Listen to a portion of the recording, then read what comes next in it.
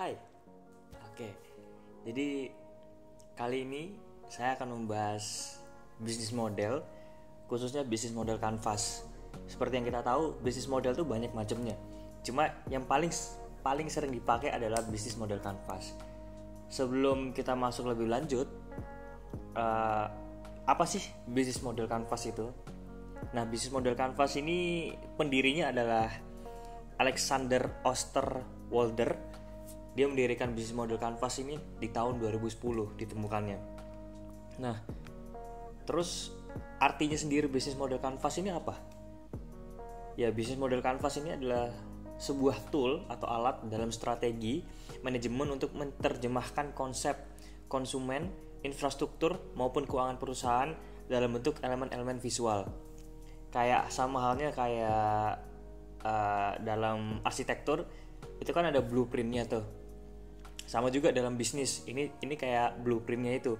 Jadi perusahaan-perusahaan yang ingin inovasi, terus ingin membuat bisnis baru atau apa.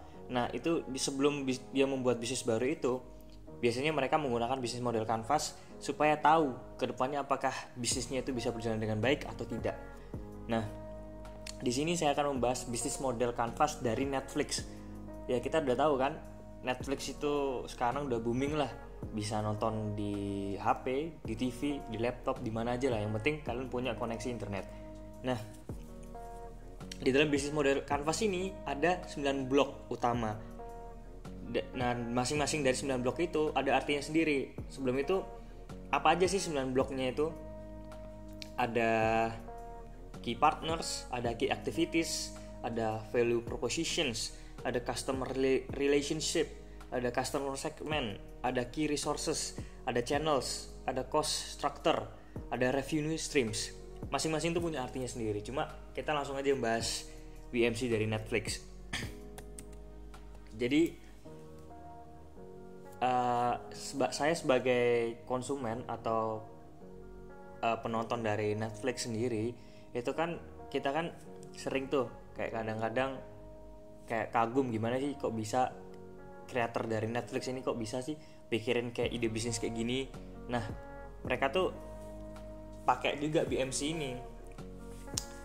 Nah, 9 blok dari Netflix ini yang pertama ada key partners. Siapa aja rekan key partnersnya dari Netflix? Netflix itu punya banyak sekali jaringan. Ada jaringannya itu ada dari media, produser, terus ada stasiun TV, ada juga dari aktor-aktor, banyak lah. Terus ada juga lisensi untuk konten mereka dari produk elektronik. Netflix sendiri kan biasanya mereka memproduksi film sendiri tuh. Nah dari situ juga mereka membangun jaringan. Dan nggak cuma itu itu aja. Key partners dari Netflix itu juga berasal dari investor dan regulator. Kedua, key activities. Netflix itu menawarkan streaming terbaik bagi penggunanya, yang artinya Netflix terus berinovasi dan menambah jumlah karyawan untuk tetap menghasilkan streaming yang terbaik, dan juga perusahaan ini tetap berfokus pada konten yang akan ditawarkan bagi para pengguna. Jadi kan semakin lama nih konsumen Netflix kan semakin banyak nih. Tentu aja tuh perusahaan Netflix sendiri kan bakal nambah karyawan. Dengan bertambahnya karyawan itu dipastikan Netflix ini streamingnya bakal lebih bagus lagi. Ketiga ada value proposition. Yang diberikan Netflix bagi konsumennya itu kualitasnya streamingnya dan bisa digunakan di jam berapapun alias 24 jam. Selain itu proposisi yang diberikan oleh Netflix itu berupa aksesnya besar untuk katalog semua produk, bisa 24 jam seperti kata saya tadi, menawarkan beberapa film yang menjadi rekomendasi bagi user, original dan berkualitas tinggi. Semuanya itu bisa diakses jika ada jaringan internet. Di sini ada poin menawarkan beberapa film yang jadi rekomendasi bagi user. Jadi kayak film-film yang sering ditonton atau mendapat rating yang tinggi tuh bakal masuk di film rekomendasinya mereka. Kayak sekarang nih ada nih contohnya film The Adam Project, itu juga salah satu top 10-nya dari film Netflix. Terus yang keempat ada key resources. Jadi selain platform, situs web dan aplikasinya sendiri, sumber daya utama Netflix itu sebagian dari sumber daya manusia dan digital.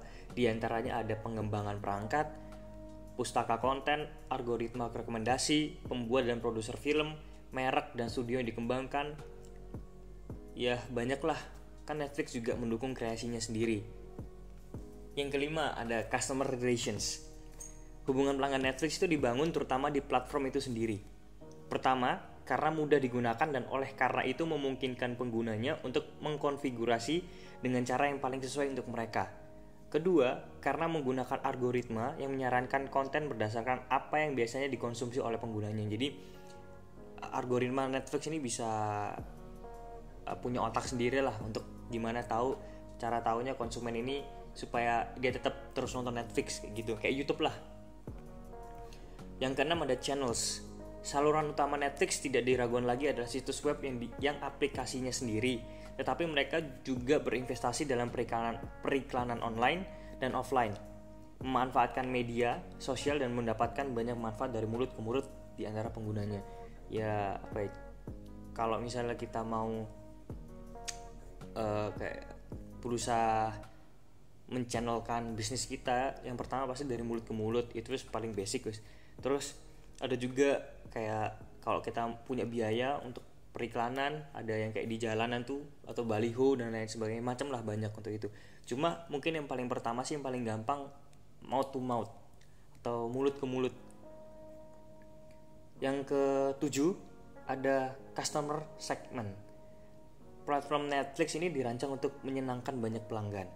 Untuk alasan ini katalognya itu mencakup judul yang bervariasi dan mampu menghibur penggemar film, serial, dokumenter, dan pertunjukan dari semua genre untuk segala usia dan preferensi.